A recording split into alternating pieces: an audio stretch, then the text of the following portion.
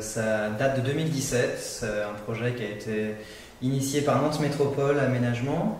Ils ont fait un appel à projet pour former un collectif et on est 8 foyers membres de ce collectif. Et ce projet d'habitat participatif comprend une maison commune, ça c'est le bâtiment dans lequel on est là aujourd'hui, et pour souder le groupe, pour aussi faire quelque chose de nos mains, imprimer le projet de quelque chose qu'on fait nous-mêmes. En fait, ce bâtiment est entièrement fait en autoconstruction, hormis la dalle et la couverture, l'étanchéité de toiture. Alors là, en l'occurrence, ça vient de la maison en face. Ils ont commencé à creuser pour faire les fondations de cette maison-là. En fait, on est parti voir la personne, on lui dit est-ce que ça te dérangerait de nous donner la partie argileuse? Hop. Et en fait, en dessous, on récupère la terre, elle est tamisée.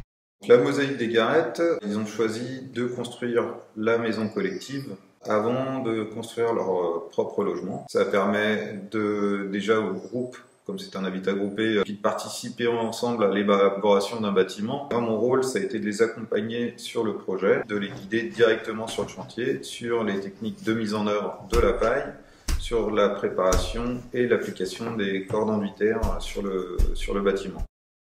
Alors j'ai accompagné les habitants du collectif sur la phase ossature bois et charpente. Le bâtiment il a été dessiné par Atelier Cartouche. L'étude structurelle a été faite par Bois Paille Ingénierie. Et la particularité avec les bâtiments bois paille, c'est qu'il faut trouver sa botte de paille avant de commencer les chantiers, parce que les dimensions en fonction des fournisseurs sont jamais les mêmes. Il faut bien s'adapter à la botte de paille avant même de construire le bâtiment. Donc la paille, par rapport à d'autres isolants, c'est un matériau biosourcé.